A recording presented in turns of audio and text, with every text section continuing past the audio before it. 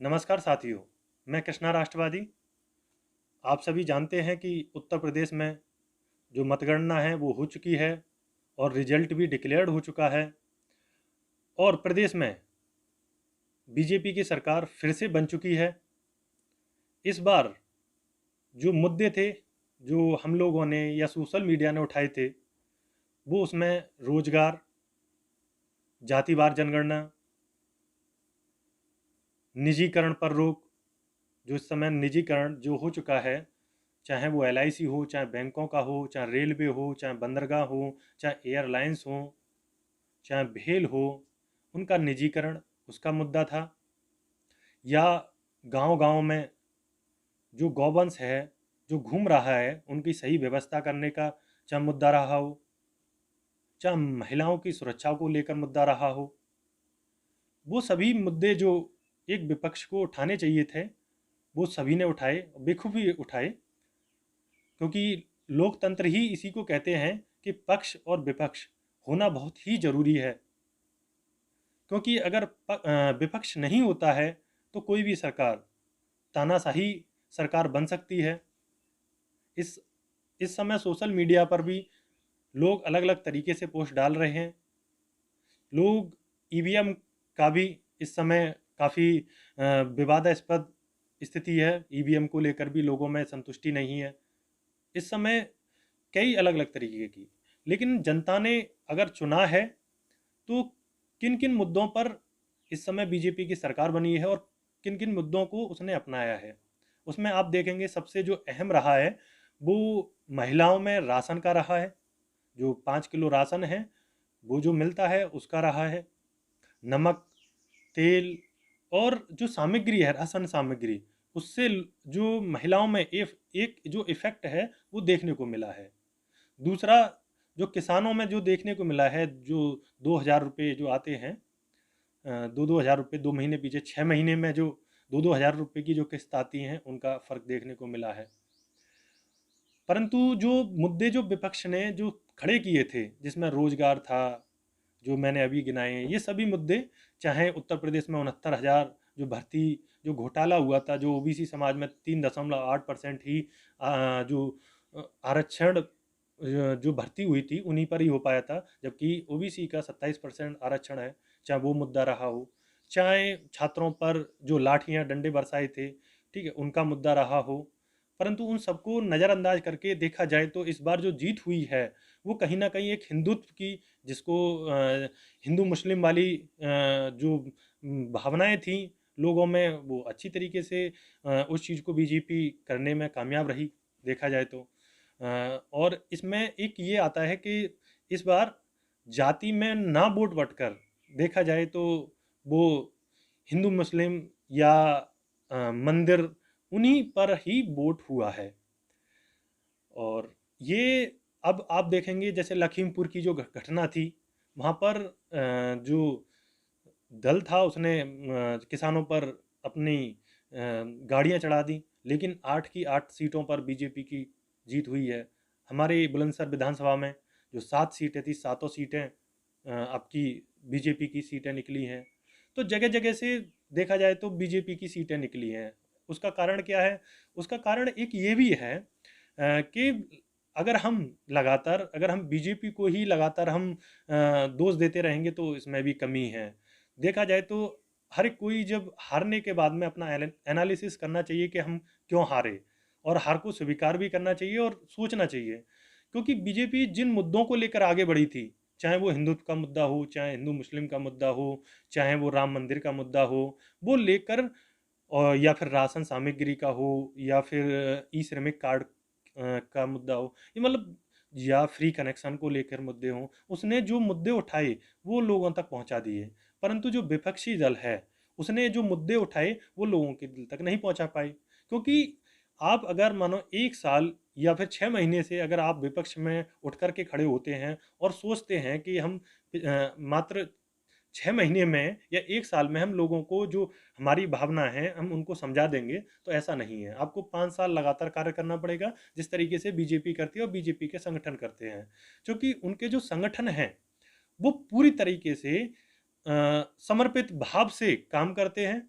उनके शिविर लगते हैं, वो लगातार पूरा त्याग के साथ में, वो उनके जो कार्यकर्ता हैं वो पूरा त्याग भावना के साथ में कार्य करते हैं। तो अगर विपक्ष को जीतना है या बहुजन समाज की अगर आपको राजनीति, क्योंकि आप देखेंगे कि एक मुद्दा चला था 1585 का, ठीक है, 15% जो लोग हैं, जो श्रवण समाज आता है उसमें 15% वो लोग कभी सत्ता छोड़ना नहीं चाहते। तो उनके पास में जो उनको, वो इस बात को जानते हैं, इस वजह से ही वो लगातार वो इस तरीके से चीज़ें बनाते हैं कि वो सत्ता से कभी अलग ना हो पाएँ। ये एक सच्चाई है जो 85% जो बहुजन समाज है उस पर अगर यदि आप उसको समझाना चाहते हैं तो आपको बहुत ठोस मुद्दे रखने पड़ेंगे। तो उसी को उन्होंने ठोस मुद्दे बनाया और उनको उनके समक्ष रखा, जिसकी वजह से आज उत्तर प्रदेश में वो रिजल्ट्स देखने को मिले। तो इन पर आपको सोचना होगा। और हमारी जो लड़ाई है वो बहुजन एकता की लड़ाई है। हम जो इस समय जो हम एक लड़ाई लड़ रहे हैं वो बहुजन एकता की, जिसमें हमारा दलित समाज और हमारा पिछड़ा समाज और हमारा जो मूल निवासी समाज है, जो आदिवासी है, हम उन लोगों की आवाज़ उठाते आए हैं, उठाते रहेंगे। और हम पूरी तत्परता के साथ में जो बहुजन एकता है उस पर ही काम करेंगे। एक दो लाइनें हैं, सुनाता हूँ। हम रोए बार बार, हम रोए बार बार रोकर और देख लेंगे, हम रोए बार बार रोकर और देख लेंगे, सहे जख्म बार बार सहकर और देख लेंगे। हम रोए बार बार रोकर और देख लेंगे, सहे जख्म बार बार सहकर और देख लेंगे। बनाया दर्द को मीत अपना, बनाया दर्द को मीत अपना, दर्द और भी सहकर देख लेंगे। तो हम जो कार्य करेंगे, हम बहुजन एकता पर कार्य करेंगे और उसी के मुद्दों को हम उठाएंगे। हम शिक्षा पर बात करेंगे। हम चाहेंगे कि जो जो बहुजन समाज है वो पढ़े और पढ़ करके आगे बढ़े, वो नौकरियां हासिल करे, वो अच्छे अच्छे पदों पर जाए, जहाँ पर आज एक ही जो श्रवण समाज है उसी का कब्जा है। आप देखेंगे प्रोफेसर की अगर भर्तियां उठा के देख लिया, 100 में से जो 97 सीट हैं उन पर श्रवण समाज के प्रोफेसर हैं। आप देख लीजिए, आप न्यायालय में देख लीजिए, 33 जज होते हैं, उसमें से 27 जो हैं श्रवण समाज से हैं। आप देख सकते हैं 2 ओबीसी समाज से हैं, एक माइनॉरिटी समाज से हैं और एक पारसी समाज से हैं। आप देख लीजिए, ठीक है। तो उसी तरीके से जो सत्ता में हैं, जो लोग बैठे हैं, उनमें सभी लोग जो हैं श्रवण समाज के हैं। और ये एक जो बहुजन है, जो दलित पिछड़े लोग हैं, उनको समझना पड़ेगा इन चीज़ों को। क्योंकि आप महंगाई को भूल जाते हैं, आप जो सरसों के तेल या खाद्य सामग्री पर जो रेट बढ़े थे आप उनको भूल जाएंगे। जो आप किसान जो थे, जो खाद्य सामग्री थी, खाद्य सामग्री आपने देखा होगा, वहाँ जो डीएपी के कट्टे थे जो मिल रहे थे 1500 का हो गया था, उन सारी चीज़ों को, या बिजली के बिल हों, उन सबको भुला करके उस दिन उसने वोट दिया। और महंगाई को उसने, जो पेट्रोल के जो दाम बढ़े थे या डीजल के जो दाम बढ़े थे उनको भी उसने नहीं सोचा और उस समय उसने वोट किया। अब उसके क्या परिणाम आते हैं आप अगले 5 साल में देखेंगे। 5 साल में आपने काफ़ी की सारी चीज़ें देखी हैं, अगले 5 साल में आप क्या देखते हैं उन पर भी हम सब लोगों की निगाहें बनी रहेंगी और हम लोग जो सही चीज़ें हैं वो हम उठाते रहेंगे। एक दो लाइनों और मैं आपको सुनाता हूँ। मैं लड़ता रहा, मैं लड़ता रहा, मैं मरता रहा, मैं लड़ता रहा, मैं मरता रहा, व्यवस्था का कब कहाँ अल्पाज हुआ, मैं अपनी दया का कब कहाँ मोहताज हुआ। मैं हूँ चिंगारी, मैं हूँ चिंगारी, शाम की ढलती लड़ियों की, मैं हूँ शब्दों की जाला, मुख बधिर सदियों की। मैं जिया अमर, मैं जिया अमर, मैं मरा अमर, मैं जिया अमर, मैं मरा अमर, प्राणों को मेरे कब कहाँ आघात हुआ, मैं अपनी दया का कब कहाँ मोहताज हुआ। तो साथियों, हमारी जो लड़ाई है वो हम लड़ते रहेंगे और जो मुद्दे हैं, जो क्षेत्र के मुद्दे हैं या पूरे अपने देश के मुद्दे हैं, हम उनको उठाते रहेंगे।